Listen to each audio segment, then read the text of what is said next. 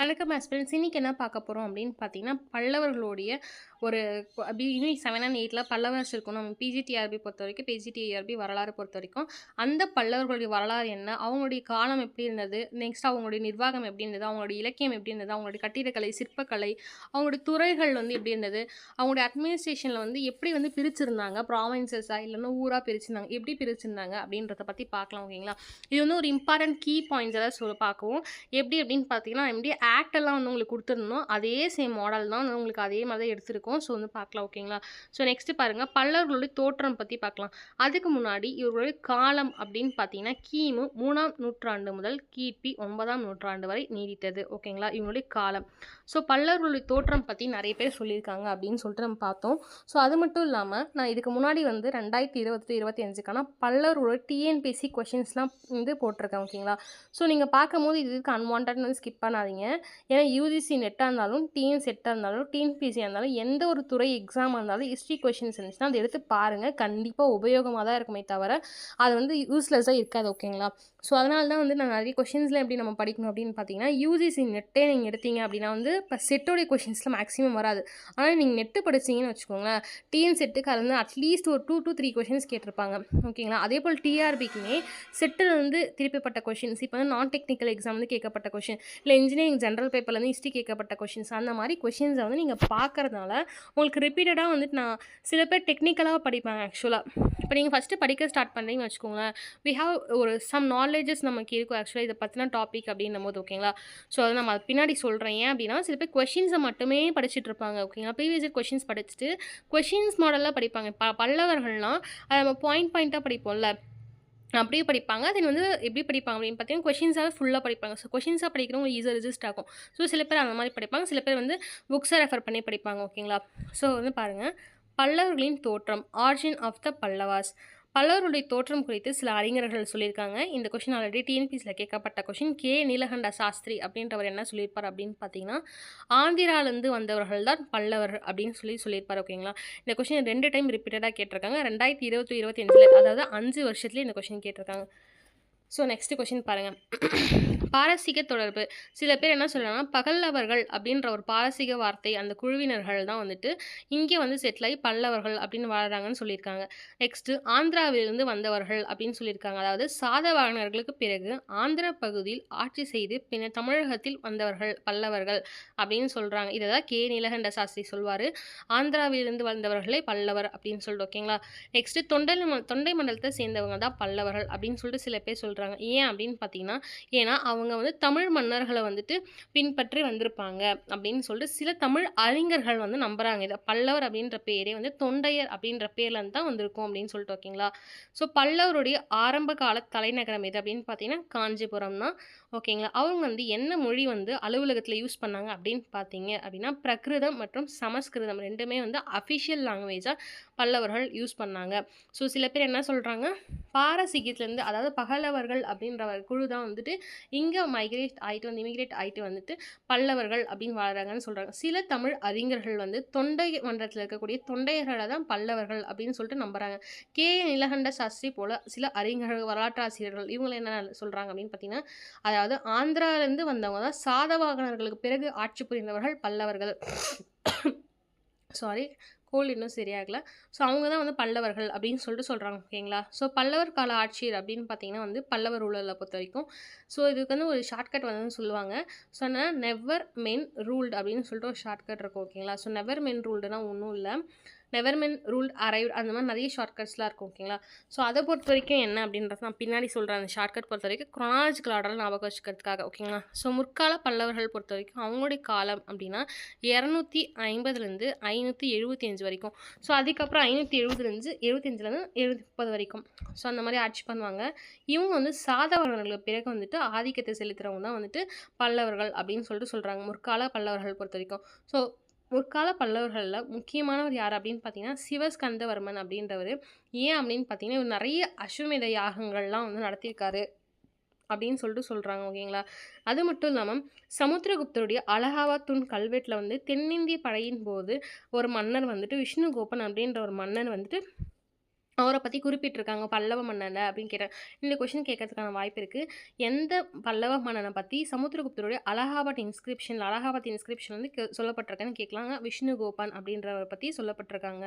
So இடைக்கால பல்லவர்கள் already நான் சொன்னதுக்கு முன்னாடி தான் 575லேருந்து 730 வரைக்கும் இடைக்கால பல்லவர்கள். இவங்க தான் வந்து உண்மையான பல்லவர்கள் அப்படின்னு சொல்லிட்டு அழைப்போம் ஓகேங்களா. ஸோ இந்த பல்லவருடைய காலத்துல தான் புகழ் வந்து உச்சிக்கு பல்லவாசுடைய புகழ் வந்து உச்சி கிடையுது அப்படின்னு சொல்றாங்க. ஸோ இதில் யார் யார் வருவாங்க அப்படின்னு பார்த்தீங்கன்னா சிம்ம விஷ்ணு ஓகேங்களா. நெக்ஸ்ட்டு முதலாம் மகேந்திரவர்மன், அதாவது சம் மென் நெவர் ரூலர் அப்படின்னு சொல்லுவோம். சம் அப்படின்றது வந்துட்டு சிம்ம விஷ்ணு, எம் அப்படின்றவைக்கு மென் அதாவது மகேந்திரவர்மன், ஸோ என் அப்படின்றத வந்துட்டு நரசிம்மவர்மன் வருவாங்க ஓகேங்களா. வெயிட் பண்ணுங்க. Narasimhavarman some men never.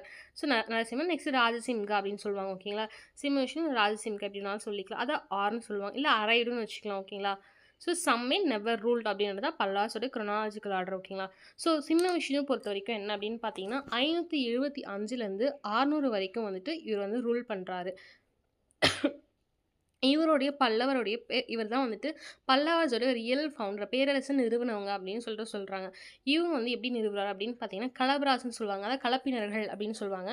அந்த கலப்பினர்களை ஒடுக்கி சோழ பாண்டிய நாடுகளை வந்துட்டு வென்று அவருடைய பேரரசை வந்து விரிவுபடுத்துகிறாரு. அதனால இவர் பேர் வந்து அவனி சிம்மன் அப்படின்னு சொல்லுவாங்க ஓகேங்களா. ஸோ அவனி சிம்மன்னா சிம்மன்னர் லயன் ஓகேங்களா, சிம்மன்னா லயன் அப்படின்னு சொல்லுவாங்க. ஸோ அந்த மாதிரி சிங்கம் போல அத்தனை நாடுகளையும் வந்து ஒடுக்கி கலபராசர்களை அழித்து இவருடைய பேரரசை விரிவாக்கிறதுனா அவனி சிம்மன் அப்படின்னு சொல்லிட்டு பட்டப்பெயரும் வந்து இவருக்கு இருக்குது. ஸோ சிம்ம விஷ்ணுவோடைய பட்டப்பெயர் என்ன அப்படின்னு கேட்டிங்கன்னா அவனி சிம்மன். அவருடைய காலம் அப்படின்னு பார்த்தீங்கன்னா 575லேருந்து 600 ஓகேங்களா. இவருக்கு அப்புறம் வரவர் அவருடைய மகனான முதலாம் மகேந்திரவர்மன். அவருடைய காலம் அப்படின்னு பார்த்தீங்கன்னா 600லேருந்து 630 வரைக்கும் அவருடைய காலம் அப்படின்னு சொல்கிறாங்க ஓகேங்களா. இவர் வந்து ஒரு பெரிய மன்னர், ஒரு மாபெரும் மன்னர் அப்படின்னு சொல்கிறாங்க. இவருடைய கலை மற்றும் இலக்கியம் பற்றி பார்க்கலாம் ஓகேங்களா. இவர் வந்து ஒரு மன்னராக மட்டும் இல்லாமல் ஒரு சிறந்த கலைஞராகவும் இருக்கார், ஒரு எழுத்தாளராக இருக்கார், ஒரு கட்டிட கலைஞராக இருக்கார் ஓகேங்களா. ஸோ இவரை பற்றி தான் மேக்ஸிமம் நிறைய கொஷின் வரும். வந்தால் 3 பேர்த்த பற்றி தான் வரும் மேக்ஸிமம். மகேந்திரவர்மன் 1 பற்றி வரும், இல்லைனா நரசிம்மவர்மன் 1 பற்றி வரும். அப்படி நீங்கள் போனீங்க நந்திவர்மன் 1 or 2 வரும். சில டைம் தான் சிம்ம விஷ்ணு பற்றி கேட்பாங்க ஓகேங்களா. ஸோ மேக்ஸிமம் நீங்கள் பார்த்தீங்க அப்படின்னு பார்த்தீங்கன்னா சிம்ம விஷ்ணுவுக்கு அவனி சிம்மன்ற டைட்டில் இருக்கும். ஆனால் இந்த முதலாம் மகேந்திரவர்மனுக்கு கிட்டத்தட்ட எஸ்கே வர்சஸ் சாம் அப்படின்னு ஒரு ஷார்ட்கட் நான் பார்த்தேன். ஸோ அந்த எஸ்ஏஎம் இந்த வரிசையில் வந்து அவங்களுக்கு வந்துட்டு ஒரு பட்டப்பெயர்களெல்லாம் கொடுத்துருப்பாங்க ஓகேங்களா மகேந்திரவர்மனுக்கு. அது மட்டும் இல்லாமல் இவருக்கு வந்து நிறைய பட்டப்பெயர் இருக்கும். ஒரு எழுத்தாளராக இருக்கார். இவர் எழுதிய புத்தகம் வந்துட்டு மத்த விலாச பிரகாசனம் அப்படின்ற ஒரு நாடகத்தை சமஸ்கிருத மொழியில் எழுதுகிறாரு. இந்த கேள்வி ஆல்ரெடி டிஆர்பியில் கேட்டிருக்காங்க. முதலாம் மகேந்திரவர்மன் எழுதிய நூல் எது, எந்த லாங்குவேஜில் வந்து எழுதியிருக்காரு அப்படின்ற மாதிரி கேட்டிருப்பாங்க ஓகேங்களா. அதாவது அவர் எழுதிய நூல் வந்து மத்த விலாச பிரகாசனம். எழுதிய நாடகத்துடைய லாங்குவேஜ் பார்த்தீங்கன்னா சமஸ்கிருதம் ஓகேங்களா. ஸோ நெக்ஸ்ட் இவருக்கு என்னென்ன பேர்லாம் வச்சுருக்காங்க அப்படின்னு பார்த்தீங்கன்னா சித்திரகாரபுரி, விசித்திர சித்தன் போன்ற பட்ட பேர்கள் வந்து இவருக்கு இருக்குது ஓகே. இன்னும் ஆக்சுவலாக ஒரு 2-3 பேர்லாம் இருக்கும் அவருக்கு, அவங்களுக்கு அப்புறமா சொல்கிறாங்க ஓகேங்களா. சாரிங்க, கோல்டு இருக்கிறதுனால கொஞ்சம் ப்ரீத்திங் ப்ராப்ளமாக இருக்குது ஓகே. ஸோ சித்திரகாரப்புலி, விசித்திர சித்தன், ஸோ இது நிறைய பட்டப்பெயர்களும் இவருக்கு தான் வந்திருக்கும் ஓகேங்களா.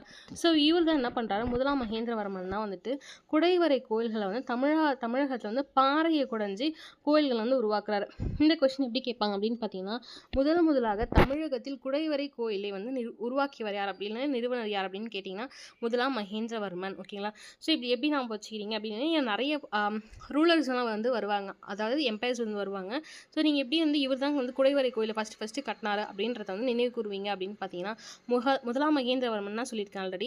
அவர் வந்து நிறைய சிற்பக்கலை, கட்டிடக்கலை, அது மட்டும் இல்லாமல் எழுத்துக்கலை, எழுத்தாளர் நிறைய வந்துட்டு ஃபேஸ் இருக்கும் பார்த்தீங்களா. அதனால் இவர் என்ன பண்ணுறாரு அப்படின்னு பார்த்தீங்கன்னா இது எல்லாத்தையும் வந்து குடஞ்சி தான் நமக்கு வந்து யோசிக்கணும், மண்டே குடஞ்சி தான் யோசிச்சிருப்பார் அவர் ஓகேங்களா. ஸோ அவ்வளோ வந்துட்டு அவர் வந்துட்டு ஒரு மல்டி டேலண்டட் இன்டெலிஜென்ட்டாக இருக்கார் ஓகேங்களா, மல்டி டாஸ்க் பண்ணுறவராக இருக்கார். அப்போ வந்து மண்டைனாலே மூளை குடஞ்சி தான் வந்துட்டு இதில் யோசிச்சிருக்கணும். ஸோ முதலாம் மகேந்திரவர்மன் மூளை குடஞ்ச ஸோ குடைவரை கோவில்கள். இவரே தமிழகத்தில் பாறைகளை குடைந்து கோயில்களை அமைக்க முறையை தொடங்கினார். ஸோ இது எந்தெந்த ஊர் அப்படின்னு பார்த்தீங்கன்னா மேக்ஸிமம் மாலை தான் வரும். மாமண்டூர், மண்டகப்பட்டு, பல்லாவரம், திருச்சி, இந்த ஊரில் தான் இருக்கும். ஸோ மாமண்டு, மண்டகப்பட்டு, பல்லாவரம், திருச்சி ஓகேங்களா. இந்த இடங்கள்ல வந்து குடைவரை கோயில் இருக்கும். இவருடைய சமயம் என்னென்னா இவரை பற்றி இந்த கொஸ்டின் ஆல்ரெடி கேட்டிருக்காங்க. அதாவது அப்பர் இருக்கார் பார்த்தீங்கன்னா திருநாவுக்கரசன்னு சொல்லுவாங்க. அதாவது நாயன்மார்கள்ல ஃபர்ஸ்ட் 4 பேர் வருவாங்கல்ல. திருநாவுக்கரசர், திருஞான சம்பந்தர், மாணிக்கவாசகர்லாம் வருவாங்க பார்த்தீங்களா? அந்த இது வந்துட்டு முக்கியமான வந்து திருநாவுக்கரசர் உங்களுக்கே தெரிஞ்சிருக்கும். அப்பர் அப்படின்னு சொல்லிட்டு செல்லமா அழைப்பாங்க அவர. ஸோ அவரு என்ன பண்றாருன்னா, இந்த முதலாம் மகேந்திரவர்மன் வந்து சமண சமயத்துல இருக்காரு. ஓகேடா. அந்த முதலாம் மகேந்திரவர்மன் சமண சமயத்திலிருந்து மாற்றியவர் யாரு? சைவத்துக்கு அதாவது சிவன கும்பிடுறவங்களாம் மாற்றியவர் யாரு? அப்படின்னு கேட்டாங்கன்னா, திருநாவுக்கரசர். அப்பர் என அழைக்கப்படும் திருநாவுக்கரசர் தான் வந்துட்டு முதலாக முதலாம் மகேந்திரவர்மன் வந்து அதாவது சமணத்திலேருந்து சிவனுக்கு வந்து அதாவது சைவத்துக்கு மாத்துறாரு. ஓகேங்களா? இந்த கேள்வி கேட்கறதுக்கான வாய்ப்பு இருக்கு. ஸோ அவருடைய பையன் இருக்காரு பார்த்தீங்களா? இவர் எப்படி இறப்பாருன்னு பார்த்தீங்கன்னா, 2ஆம் புலிகேசி இருக்கார் பார்த்தியா, அவர் வந்து டிஃபீட் ஐ மீன் சாவடிச்சிருவாரு முதலாம் மகேந்திரவர்மனை. ஸோ இந்த முதலாம் நரசிம்மவர்மன் என்ன பண்ணுவார்னா, நிறைய போர்களில் வெற்றி பெறுவார். முக்கியமாக அவர் காலம் அப்படின்னு பார்த்தீங்கன்னா அப்படி கண்டினியூட்டி தாங்க ஆகும். அங்கே எப்படி வந்து சிம்ம விஷ்ணுக்கு 575 to 600, முதலாம் மகேந்திரவர்மனுக்கு 600 to 630 வருஷம், இது 38 வருஷம், 630 to 638. முதலாம் நரசிம்மவர்மன் வந்து மகேந்திரவர்மனோட என் வரும். ஸோ க்ரானாலஜிக்கல் ஆல்பபெட்டில் எண்ணுக்கு அப்புறம் தான் வரும். ஸோ அதெல்லாம் பெருசு ஞாபகம் வச்சுக்கலாம். ஓகேங்களா? பையன் அப்பா பையன் சொல்லிட்டு. ஸோ நரசிம்மவர்மன் அப்படின்றவர் வந்து என்ன பண்ணுறான்னா, என்னுடைய அப்பாவை நீ கொன்னுட்டல்ல, ஸோ நான் அதுக்காக உனக்கு பழி வாங்கும் அப்படின்னு சொல்லிட்டு 2ஆம் புலிகேசினை வந்துட்டு என்ன பண்ணுறான்னா பழி வாங்குறார். ஓகே, அவர் யார் அப்படின்னு பார்த்தீங்கன்னா, ஒரு வாதாபி சாளுக்கிய மன்னன்னா 2ஆம் புலிகேசின். இவர் தான் அந்த ஹைஹோல் இன்ஸ்கிரிப்ஷன் அப்படி ரவிகீர்த்தின்னு ஒன்று படிச்சிருப்பீங்க பார்த்தீங்கன்னா, அதை வந்து இவருடைய காலத்தில் இவருக்காக தான் வந்துட்டு ரவிகீர்த்தி வந்து இன்ஸ்கிரைப் பண்ணுவார். ஸோ வந்துட்டு இவர் என்ன அப்படின்னு பார்த்தீங்கன்னா, இவர் தனது தந்தை மகேந்திரவர்மனின் தோல்விக்காக பழிவாங்க வாதாபியின் சாளுக்கிய மன்னனான 2ஆம் புலிகேசி தோற்கடித்து வாதாபி கொண்டான் என்று பட்ட பெயரை சொல்லியார். ஸோ சிம்ம விஷ்ணு பொறுத்த வரைக்கும் சிம்ம விஷ்ணு. அவருக்கு வந்து ஏன் ஆக்சுவலாக முதலாம் மகேந்திரவர்மன் பொறுத்த வரைக்கும் விசித்திர சித்தன் ஒரு பேர் வைப்பாங்க. ஏன்னா விசித்திர சித்தன் அப்படின்றது வந்து அவருடைய விஸ்டம் வந்து விசித்திரமாக வியர்டாக யோசிக்கும் ஆக்சுவலாக. ஓகேங்களா? நிறைய ஒரு ஐடியாலாக இருக்கும். ஸோ விசித்திர சித்திரன் அப்படின்னு சொல்லிட்டு சித்திர புலி அப்படின்றத வச்சுப்பாங்க. ஸோ இவரை பொறுத்த வரைக்கும் அந்த வாதாபி சாளுக்கிய மன்னனான வாதாபி புலிகேசின் கொன்னதுனால வாதாபி கொண்டான் அப்படின்னு சொல்லிட்டு நரசிம்மவர்மனுக்கு ஒரு பேர் வைக்கிறாங்க. ஸோ இவருடைய காலத்தில் தான் சீன பயணியான யுவான்ஷாங் வந்து காஞ்சிபுரத்தை வந்தடைகிறாரு. இந்த டைமில் காஞ்சிபுரம் வந்து ஒரு கல்வி நிலையமாக இருக்குது அப்படின்னு சொல்லிட்டு ஏரிகள்லாம் நிறைய இருக்குது அப்படின்ற மாதிரி அவர் எழுதுவார். ஓகேங்களா? ஸோ இவருடைய கட்டிடக்கலை பாருங்கள். மாமல்லபுரத்தில் உள்ள ஒற்றைக்கால் ரதங்களை உருவாக்கியவர். இவருக்கு மாமல்லன் என்ற பட்ட பெயரும் இருக்குது. ஸோ பார்த்தீங்கன்னா முதலாம் நரசிம்மவர்மன் காலத்தில் 3 இம்பார்ட்டன்ட் பாயிண்ட்ஸ் என்னன்னா, அவங்க அப்பாவை கொன்னதுனால, அதாவது வாதாபி சாளுக்கியர் ஆகிய புலிகேசின் 2 கொன்னதுனால வாதாபி கொண்டான் அப்படின்னு ஒரு டைட்டில் வருது. நெக்ஸ்ட் இவர் தான் வந்து இந்த மாமல்லபுரத்தில் இருக்கக்கூடிய ஒற்றைக்கால் ரதங்கள் மற்றும் வந்து இதெல்லாம் உருவாக்குறாரு. ஸோ நெக்ஸ்ட் அதனால மாமல்லன் அப்படின்ற ஒரு பேரும் வருது. அதுக்கப்புறம் என்ன அப்படின்னு பார்த்தீங்கன்னா வந்துட்டு இவர் தான் வந்து கட்டிடக்கலையில் வந்து மாமல்ல கட்டிடக்கலை உருவாக்கியவர் அப்படின்னு சொல்லுவாங்க. வாதாபி கொண்டான், புலிகேசி கொன்னவர், மாமல்லன் அப்படின்ற டைட்டில் வருது. ஓகேங்களா?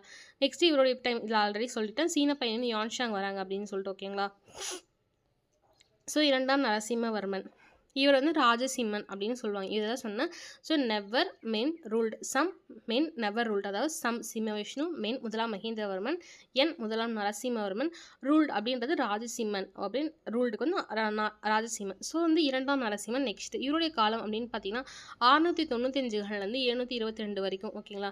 இவர் என்ன பண்ணுறாருன்னா கட்டுமான கோயில்களை வந்து இவர் தான் ஸ்டார்ட் பண்ணுறாரு. ஸோ குடைவரை கோயில்கள் அப்படின்னு பார்த்தபோது என்ன அப்படின்னு பார்த்தீங்கன்னா வந்து முதலாம் மகேந்திரவர்மன் வருவார். மாமல்லன் அப்படின்னு பார்த்தீங்கன்னா அவருடைய மகனான முதலாம் நரசிம்மவர்மன் வருவார். கட்டுமான பணிகள் அப்படின்னும் போது ராஜசிம்மன் அல்லது 2ஆம் நரசிம்மன் அப்படின்னு சொல்லுவாங்க, சிம்மவர்மன் சொல்லுவாங்க, அவர் வந்து வருவார். ஸோ இந்த கொஸ்டின் கேட்கலாம். ஆக்சுவலாக கேட்டிருக்காங்க ஆல்ரெடி. அவங்க ஸ்டேஜஸ் வந்து யார் குடைவரை கோயில் வந்து உருவாக்குறது, யார் கட்டுமான கோயில்கள் உருவாக்குறது, யார் மகாபலிபுரத்தில் இருக்கக்கூடிய மாமல்ல அந்த ஷோ டெம்பிள்ஸ்லாம் உருவாக்குறது அப்படின்னு கேட்டிருக்காங்க. ஓகேங்களா? ஸோ இவர் வந்து ரொம்ப முக்கியமான இவரை பற்றின விஷயம் அப்படின்னு என்னென்னு பார்த்தீங்கன்னா கட்டுமான பணிகள் வந்து எப்பவுமே கோயில்களை தான் மேற்கொள்வாங்க. ஓகேங்களா? ஸோ இது வந்து கோயில்களை மேற்கொள்ளும் போது காஞ்சிபுரத்தில் உள்ள முக்கியமான புகழ்பெற்ற ஒரு கைலாசநாதர் கோவில் வந்து இவர் தான் கட்டுறார். ஸோ இந்த கொஸ்டின் ஆல்ரெடி கேட்டிருக்காங்க. காஞ்சிபுரத்தில் உள்ள கைலாசநாதர் கோவிலை கட்டியவர் யார் அப்படின்னு கேட்டிருக்காங்க. 2ஆம் நரசிம்மன் அல்லது ராஜசிம்மன் அப்படின்னு சொல்லுங்க. ஓகேங்களா? ஸோ கடற்கரை கோவில்கள்லாம் இவருமே கட்டாரு. மாமல்லபுரத்தில் வந்து ஒரு சில பங்களிப்புலாம் இவருமே வந்துட்டு கடற்கரை கோவில்களில் கட்டியிருக்கார். இவருக்கான பட்டங்கள் அப்படின்னு பார்த்தீங்கன்னா சங்கர பக்தன், ராஜசிம்மன், அகம பிரியன் அப்படின்ற பட்டங்கள்லாம் வந்து கொடுத்துருக்காங்க. நீங்கள் இது எப்படி ஞாபகம் வச்சுக்கிது அப்படின்னு பார்த்தீங்கன்னா முதலாம் நரசிம்மவர்மன், 2ஆம் நரசிம்மன் அப்படியே பக்கத்தில் இருக்கவங்க. ஸோ 2ஆம் நரசிம்மவர்மன் பொறுத்த வரைக்கும் சங்கர பக்தன், ராஜசிம்மன், அகம பிரியன் அப்படின்றது. ஸோ இந்த 2ஆம் நரசிம்மன் ராஜசிம்மன் நம்ம ஆல்ரெடி பார்த்துருவோம். ஸோ ராஜசிம்மனுக்கு உங்களுக்கு டவுட் வராது. 2ஆம் நரசிம்மன் தான் ராஜசிம்மன் சொல்லுவோம். ஸோ சங்கர பக்தன் அப்படின்னு எப்படி ஞாபகம் வச்சுக்கிது அப்படின்னு பார்த்தீங்கன்னா வந்துட்டு இந்த 2ஆம் நரசிம்மவர்மன் வந்துட்டு கட்டுமான கோயில்கள்லாம் கட்டுறாங்கல்ல. அப்போ எப்படி கட்டுமான கோயில்கள் கட்டுவார்? அவர் வந்து ஒரு பக்தராக இருந்தால் தான் கட்டுமான கோயில்கள் கட்டுவார். அப்போ பக்தன் ஞாபகம் வந்துச்சுன்னா, ஸோ அவர் வந்து பிரியமாக இருக்கார் கடவுள் மேலே. ஸோ பிரியம், பக்தம், சிம்மம் ஞாபகம் வச்சுக்கோங்க. ஓகேங்களா? ஸோ பல பட்டங்கள் வந்து இது இருக்குது. ஸோ இது உங்களுக்கே தெரியும் மாமல்லபுரத்துடைய பிக்சர். ஸோ பிற்கால பல்லவர்கள் பொறுத்த வரைக்கும் நந்திவர்மன் 2 அபராஜித்தனோட முடிஞ்சிடும். ஸோ வந்து சோழ மன்னன் ஆதித்தன் இருக்கார் பார்த்தீங்கன்னா, அவர் வந்து தோற்கடிச்சார் அபராஜித்தனை. ஸோ அவருடைய காலம் முடிஞ்சிடும். ஸோ பிற்கால பல்லவர்களுடைய காலம் அப்படின்னு பார்த்தீங்கன்னா 733லேருந்து 890 வரைக்கும் பிற்கால பல்லவர்களுடைய காலம். ஓகேங்களா? ஸோ நந்திவர்மன் 2 இவரே புகழ்பெற்ற வைகுண்ட பெருமாள் கோவிலை கட்டத் தொடங்கினார். ஸோ அதோடைய ஷார்ட்கட் நான் கிட்டத்தட்ட ஒரு 1 மந்த் 2 மந்த்துக்கு முன்னாடி போட்டிருப்பேன்னு நினைக்கிறேன். கைலாசநாதர் கோயில் கட்டியவங்க யார், தஞ்சை பெரிய கோயில் கட்டியவங்க யார் அப்படின்னு சொல்லிட்டு. ஸோ இதுக்கான ஷார்ட்கட் என்ன அப்படின்னு பார்த்தீங்கன்னா 2 கை அப்படின்னு சொல்லியிருப்பேன். ஏன்னா நந்திவர்மன் 2 அப்போ 2 கையை வைக்கிறாங்க. ஓகே, பெருமாள் மேலே 2 கையை வைக்கிறாங்க. ஓகே, நந்திவர்மன் 2 வைகுண்டம். ஓகேங்களா? ஸோ அபர்ஜித்தனோட கடைசி பேரரசு முடிஞ்சது. ஆதித்தன் சோழர் வம்சத்தை சேர்ந்த ஆதித்தன் 1 என்பவர் வந்து போரில் வந்து கொண்டுறாரு அபர்ஜித்தனை. ஸோ இதோட வந்து பல்லவ அரசு வந்து வீழ்ச்சி கடைஞ்சு சோழர்கள் வர ஆரம்பிக்கிறாங்க. ஸோ இது வரைக்கும் பல்லவருடைய மன்னரை பற்றி பார்த்தோம். இப்போ பல்லவர் கால நிர்வாகம், அதாவது பல்லவ அட்மினிஸ்ட்ரேஷன் பார்க்குறோம். ஸோ பல்லவருடைய நிர்வாகம் வந்து மையம், அதாவது சென்ட்ரல் எங்கே இருந்து அப்படின்னு பார்த்தீங்கன்னா அரசமைப்பு எப்படி இருந்தது அப்படின்னு சொல்லிட்டு பார்க்கலாம். ஸோ அரசமைப்பு பொறுத்த வரைக்கும் அரசன் தான் வந்து நிர்வாகத்துடைய அட்மினிஸ்ட்ரேஷன் தலைவர் அப்படின்னு சொல்கிறாங்க. இவர் வந்து அரசனன் தர்ம மகாராஜாதி ராஜா அப்படின்னு சொல்லிட்டு அவங்க அழைச்சிப்பாங்க அப்படின்னு சொல்கிறாங்க. நம்ம எப்படி வந்து குப்தா பீரியட்ல வந்து அவருடைய ஸ்ரீகுப்தரையும் அவருடைய மகானான கடோத்கஜனையும் வந்து ராஜாதி ராஜா அப்படின்னு சொல்லுவோமோ, மகாராஜா அதையும் அதே மாதிரி மகாராஜாதி ராஜா அப்படின்னு சொல்கிறாங்க. அது மட்டும் இல்லாமல் ராஜாதானி, மந்திரி, தனாதிபதி போன்ற உயர் அதிகாரிகள் வந்து இருக்கிறாங்க அப்படின்னு சொல்கிறாங்க. ஓகே, உதவி புரியறதுக்கு வந்து யார் யார்? ராஜாதானி, மந்திரி, தனாதிபதி அப்படின்னு சொல்லிட்டு 3 பேர் இருக்காங்க கீழே. நெக்ஸ்ட் நிலப்பிரபுக்கள். பேரரசு பல மண்டலங்களாக பிரிக்கப்பட்டது, அதாவது மாகாணங்கள். நெக்ஸ்ட் கோட்டங்கள், அப்புறம் நாடுகள், ஊர்கள். ஸோ சேமுங்க, பேரரசு அப்படின்றது சென்ட்ரல்னு வச்சுக்கோங்க. மண்டலங்கள்ன்றது ஸ்டேட், அதாவது ப்ராவின்சஸ், மாகாணங்கள்னு சொல்லுவாங்க. அந்த மாகாணங்கள் வந்துட்டு என்ன பண்ணுறாங்க, டிஸ்ட்ரிக்டை பிரிக்கிறாங்க. அந்த டிஸ்ட்ரிக்ட்லேருந்து ஊரை பிரிக்கிறாங்க. ஓகேங்களா? ஸோ அவள் தான் மண்டலங்கள், மாகாணங்கள், கோட்டங்கள், நாடுகள், ஊர்கள். ஸோ ஓகேங்களா? அதாவது ஸ்டேட்டு, சென்ட்ரலு, ஸ்டேட்டு, அதுக்கப்புறம் டிஸ்ட்ரிக்கு, சப் டிஸ்ட்ரிக்கு, வில்லேஜ் முடிஞ்சு. தொண்டை மண்டலத்தில் வந்து 24 கோட்டங்கள் வந்து இருக்குது அப்படின்னு சொல்கிறாங்க. ஞாபகம் வச்சுக்கோங்க. தொண்டை மண்டலம் பொறுத்த வரைக்கும் 24 கோட்டங்கள் வந்து பிரிக்கப்பட்டது. ஸோ கிராம நிர்வாகம் பொறுத்தவரை கிராமத்தில் இருக்கக்கூடிய சபைகள்லாம் இருக்குது பார்த்தீங்கன்னா, மூத்தூர் சபையெல்லாம் படிச்சிருக்கோம். ஸோ அந்த மாதிரி சபைகள், கிராம சபைகள் இருக்கவங்களே வந்துட்டு கவனிச்சுப்பாங்க அப்படின்னு சொல்கிறாங்க. ஓகேங்களா? அந்த சபைகளில் முக்கியமான ஊரார் சபை மற்றும் நகரத்தார் போன்ற கிராம சபை, ஊரார் சபை, நகரத்தார் சபைன்னு சொல்லிட்டு 3 சபை இருக்குது பல்லவர்களுடைய காலத்தில். ஸோ இது வந்து எப்படி அப்படின்னு பார்த்தீங்கன்னா, ஊரார் சபை அப்படின்றது அனைத்து வகை நில உடைமையாளர்களும் அடங்கிய கிராம சபை. அதாவது நிலவுடைய பெசன்ஸ் இருக்காங்க பார்த்தீங்கன்னா, விவசாயிகளாகட்டும் இல்லை நில உடைமையாளர்கள்னு சொல்லுவாங்க. அதாவது விவசாயத்துக்கு வந்து இப்போ நான் வந்து ஒரு குத்தகை தரேன் அப்படின்னா அந்த நிலம் என்னோட தான், ஆனால் நீ விவசாயம் வச்சு பயிரிட்டுக்கலாம்னு சொல்லிட்டு உரிமையாளர்கள் இருப்பாங்க பார்த்தீங்களா, அவங்க சேர்த்து ஊரார் சபைன்னு சொல்லுவாங்க. நெக்ஸ்ட்டு சபை அப்படின்னு பார்த்தீங்கன்னா வந்துட்டு என்ன அப்படின்னு பார்த்தீங்கன்னா வெறும் சபை, ஊரார் சபை மற்றும் நகரத்தோர் சபை. ஓகேங்களா? சபை அப்படின்னா பிராமணர்களுக்கு சொந்தமான நிலங்கள் வந்து பிரம்மோதியம் அப்படின்னு சொல்லுவாங்க. ஓகேங்களா? ஸோ வந்து இந்த பிரம்மோதியம் இருக்குது பார்த்தீங்களா, நம்ம ஆல்ரெடி படித்தோம் பார்த்தீங்களா, அதாவது நந்திவர்மன் இருக்கார் பார்த்தீங்களா, நந்திவர்மன் வந்துட்டு பிரம்மோதியம் அப்படின்ற சிஸ்டத்தை ஸ்டார்ட் பண்ணியிருப்பாரு. ஆல்ரெடி டிஎன்பிசி கொஷின்ஸில் பார்த்துருப்போம். ஸோ அந்த கொஷின் என்ன அப்படி பார்த்தீங்கன்னா, அதாவது ப்ரீவியஸ் இயர் கொஷின்ஸில் பார்த்துருப்போம். ஸோ அந்த நந்திவர்மன் தான் பிரம்மோதியம் அப்படின்ற விஷயத்தை ஃபஸ்ட்டு உருவாக்குறாரு. இது வந்து கிராமங்களின் சபை வந்துட்டு சொல்கிறாங்க. நெக்ஸ்ட் சபையில் நிலங்களை நிர்வாகிக்க பல வாரியங்கள், அதாவது நிறைய குழுக்கள் வந்து இருக்குது அப்படின்னு சொல்கிறாங்க.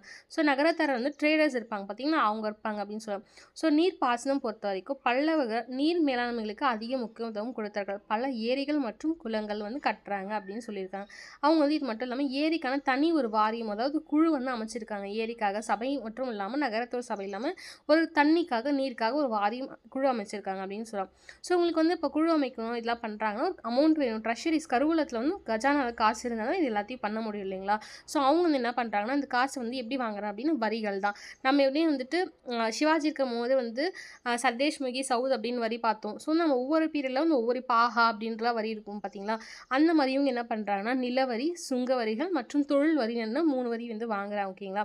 இது மட்டும் இல்லாமல் நிலங்கள் வந்து குடிக்கீழ் மற்றும் குடியிறை அப்படின்னு சொல்லிட்டு பிரிக்கிறாங்க நிலங்களை வந்து. ஓகேங்களா? அந்த வருவாய் இருந்ததுன்னா அந்த நிலங்களை வந்து குடிக்கீழ் மற்றும் குடியிறை அப்படின்னு சொல்லிட்டு பிரிக்கிறாங்க. ஸோ இப்போ வந்து பல்லவர்களுடைய அட்மினிஸ்ட்ரேஷன்ஸ் பார்த்துட்டோம். ஸோ அவங்களுடைய எப்படி இரிகேஷன்ஸ் அந்த பிளான்ஸ்லாம் இருக்கும் அப்படின்றத பார்த்துட்டோம்.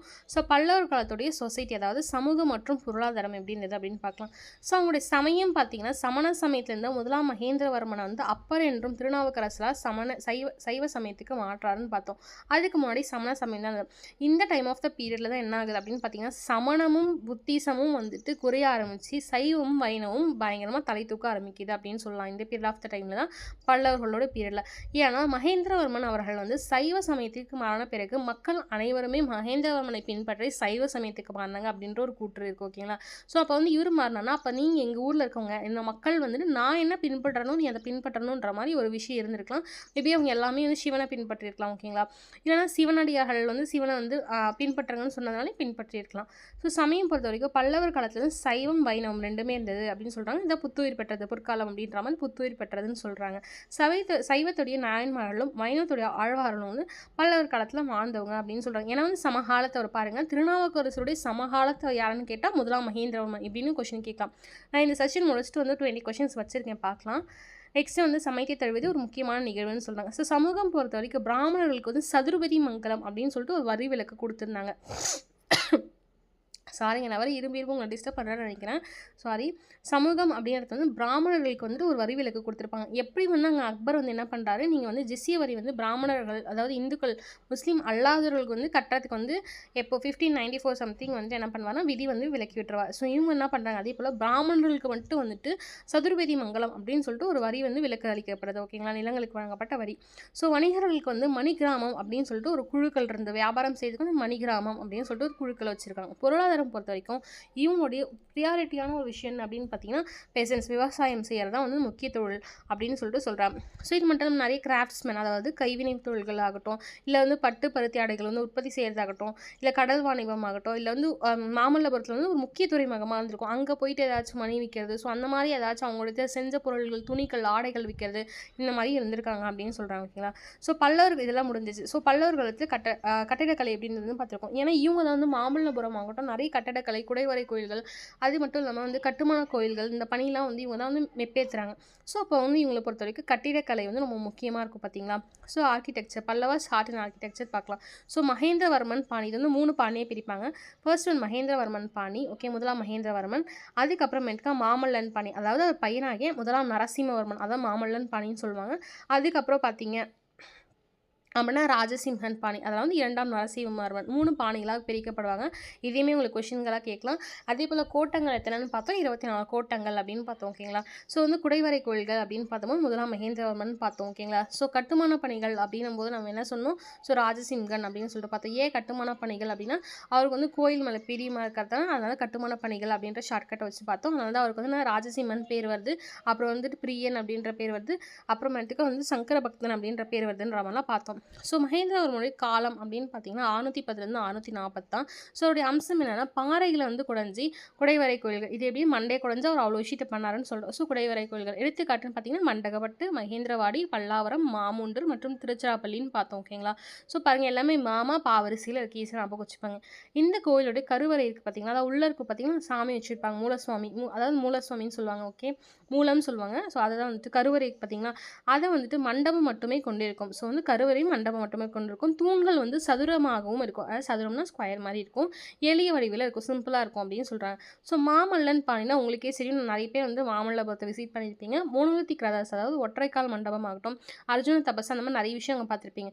ஸோ வந்து கிபி 640 674 வந்துட்டு மோனோலித்திக் ராதாஸ் வந்து இருந்திருக்கும் அப்படின்னு சொல்கிறாங்க. திறந்த வெளியாக கட்டியிருப்பாங்க. இது எல்லாமே வந்து ஒரு கல்ல ஒரு பாறையை குடைச்சி அந்த ஒரே பாறையில் கட்டியிருப்பாங்க அப்படின்னு சொல்கிறாங்க. அப்போ பாருங்கள் எத்தனை அளவுக்கு வந்து அவங்களுக்கு மூளை இருந்திருந்தால் அவ்வளோ அழகாக அந்த ஒரே கல்லையே வந்து சிற்பமாக செதுக்கியிருப்பாங்கன்னு பார்த்துக்கோம். ஸோ எடுத்துக்காட்டு அப்படின்னு பார்த்தீங்கன்னா பஞ்சபாண்டவர்களோட ரதங்கள் அப்படின்னு சொல்லியிருக்காங்க. இந்த கொஷின் ஆக்சுவலாக வந்து ஒரு டைம் வந்து கேட்டிருக்காங்க. எப்படின்னு பார்த்தீங்கன்னா பஞ்சபாண்டவ ரதங்கள், அர்ஜுனன் தபஸ், ஒற்றைக்கால் ரதம் கொடுத்துட்டு திருமலை நாயக்கருடைய 1000 கால் மண்டபம், இதில் வந்து எது வந்து பல்லவர் ஆட்சி காலத்தில் சேராதவை அப்படின்னு கேட்டிருக்காங்க. ஸோ அதெல்லாம் படிச்சுக்கோங்க. இப்போ மாமூண்டூர், அதுக்கப்புறமேட்டுக்கு மண்டகப்பட்டு, பல்லாவரம், திருச்சிராப்பள்ளி, இன்னும் ஏதோ ஒரு ஊர் படித்தோம் பார்த்தீங்கன்னா மகேந்திரவாடி, இதெல்லாம் வந்துட்டு இன்னொன்று எக்ஸ்ட்ரா கொடுப்பாங்க. இப்போ வந்துட்டு என்ன கொடுப்பாங்க அப்படின்னு பார்த்தீங்கன்னா வந்துட்டு பெரிய கோயில் அந்த மாதிரி கொடுத்தாங்கன்னா எந்த ஊரில் வந்துட்டு பல்லவருடைய வந்துட்டு கலை வந்து இல்லாமல் இருந்திருக்கலாம் அப்படின்னு கேட்கலாம், வந்து படிச்சுக்கோங்க. ஸோ எடுத்துக்காட்டு அப்படின்னு பார்த்தீங்கன்னா, மாமல்லபுரத்தில் உள்ள பஞ்ச பாண்டவ ரதங்கள் இவை ஒரே பாறையில் செதுக்கப்பட்டவை. சிறப்பு பார்த்துக்கோங்க. இதில் தர்மராஜ ரதம், பீம ரதம், அர்ஜுனன் ரதம், நகுலன் மற்றும் சகாதேவன் ரதம் மற்றும் திரௌபதி ரதம். இது எப்படி கொஸ்டின் கேட்க முடியும் அப்படின்னு கேட்டிங்க பார்த்துக்கோங்க. இப்போ எப்படி கேட்பாங்க, திரௌபதி மிஸ் பண்ணிடுவாங்க. நம்ம 5ன்னோடனே பஞ்ச பாண்டவர்கள் 5. ஸோ இப்போ 5 பேத்துக்கு ஒரு ரதம் இருக்கும் அப்படின்னு போடக்கூடாது. ஏன்னா நகுலனுக்கும் சகாதேவனுக்கும் சேர்த்து ஒரு ரதமாகும், திரௌபதிக்கு ஒரு ரதமாக வச்சுருக்காங்க. ஓகேங்களா. ஸோ திரௌபதி ரதம் வந்து ரொம்ப அழகாக இருக்கும், மிக சிறியதான் அழகாக இருக்கும். ஓகேங்களா. ஸோ சிற்பங்கள் அப்படின்னு பார்த்தீங்கன்னா, அர்ஜுனனுக்கு வந்து ஒரு அர்ஜுனன் தபஸ் வச்சுருப்பாங்க. கங்கை நந்தியோடைய இறங்குதல் வந்து வச்சுருப்பாங்க. ஓகேங்க. உலக புகழ்பெற்ற சிற்பங்களுடைய பாணி வந்து இதை சார்ந்ததான் சொல்கிறாங்க. ஸோ ராஜசிம்மன், அதாவது 2ஆம் நரசிம்மவர்மன் ராஜசிம்மன் என்று அழைக்கப்பட்டவர். இவருடைய காலம் அப்படின்னு பார்த்தீங்கன்னா கிபி 674 800 வரைக்கும் இவருடைய காலம். ஸோ இவரோட அம்சம் பார்த்தீங்கன்னா ஆல்ரெடி சொல்லியிருக்கேன், கற்களை அடுக்கி வந்து உருவாக்கப்படுறது கட்டுமான பணின்னு சொல்லுவாங்க. ஓகேங்களா. அந்த ஸ்ட்ரக்சரல் டெம்பிள்ஸை வந்துட்டு இவர் தான் வந்துட்டு உருவாக்குவார். ஸோ எடுத்துக்காட்டு அப்படின்னு பார்த்தீங்கன்னா காஞ்சி கைலாசநாதர் கோவில். ஓகேங்களா. ஸோ மாமல்லபுரத்தில் இருக்கக்கூடிய கடற்கரை கோவிலுக்கும் இவர் தான் கட்டியிருக்கார். ஸோ சிறப்பு அப்படின்னு பார்த்தீங்கன்னா இவருடைய கோயில்கள் வந்து கருவறை இருக்குது பார்த்தீங்களா, கருவறைக்கும் அதை எப்படி வந்து முதலாம் மகேந்திரவர்மன் வந்துட்டு சதுரங்கத்தில் வந்து தூண்கள் பண்ணியிருப்பாரு. இவர் வந்து முகமண்டபம், அர்த்த மண்டபம், விமானம் வச்சுருப்பாங்க. ஆக்சுவலி இப்போ இருக்க பார்த்தீங்கன்னா பர்சன்டேஜ் கோவில் வந்து மேலே விமானம் வச்சு தான் கோயில்கள் கட்டுவாங்க மேலே வந்துட்டு. ஸோ அந்த மாதிரி விமானம் பகுதிகளெலாம் கொண்டு இந்த கோயில்களை கட்டுறாங்க. ஸோ விமானம் எந்த வடிவத்தில் இருக்கும் அப்படின்னு பார்த்தீங்கன்னா சதுரக வடிவமில் இருக்கும் அப்படின்னு சொல்கிறாங்க. ஸோ நந்திவர்மன் பாணி, 4வது நந்திவர்மன் பாணி. ஸோ ஓகே, உங்களுக்கு 3ன்னு சொல்லிட்டேன். ஓகே, நந்திவர்மன் பிளான் பண்ணிக்கோங்க. 800 900 வரைக்கும் நந்திவர்மன் பாணியில் கட்டப்பட்ட கோயில்கள் தான். ஓகேங்களா. ராஜசிம்மனின் பாணியின் தொடர்ச்சி. ஓகேங்களா. அதுக்கு முன்னாடி இருந்தார் பார்த்தீங்களா 2ஆம் நரசிம்மவர்மன், அவருடைய தொடர்ச்சி கட்டுமான கோயில்களை வந்து சிறிய அளவில் கொஞ்சமாக வந்து சில சேஞ்சஸ்லாம் பண்ணி மாற்றி கட்டுறாரு. இது பார்த்தீங்க அப்படின்னு பார்த்தீங்கன்னா காஞ்சி கைலாசநாதர் கோவில் வந்து 2ஆம் நரசிம்மவர்மன் அல்லது ராஜசிம்மனால் கட்டப்பட்டது அப்படின்னு சொல்லுவாங்க. இவர் வந்து காஞ்சியில் வைகுண்ட பெருமாள் கோவில் வந்து கட்டார் நந்திவர்மன். ஓகேங்களா. சிறப்பு அப்படின்னு பார்த்தீங்கன்னா இந்த விமானத்துலேருந்து வட்ட வடிவில் இருக்கும். இப்படி கூட கேட்கலாம். சதுர வடிவில் கட்டினவங்க யார் அப்படின்னு பார்த்தீங்கன்னா மகேந்திரவர்மன் 2ஆம் நரசிம்மவர்மனும் வந்துட்டு விமானத்தை சதுர வடிவில் வந்து கட்டினது 2ஆம் நரசிம்மவர்மன். ஆனால் விமானத்தை வந்து வட்ட வடிவில் கட்டுற யாரும் நந்திவர்மன். ஓகேங்களா. நந்தி வந்து வட்டம் போட்டுட்டே வந்து கட்டுறான்னு வச்சுக்கோங்க.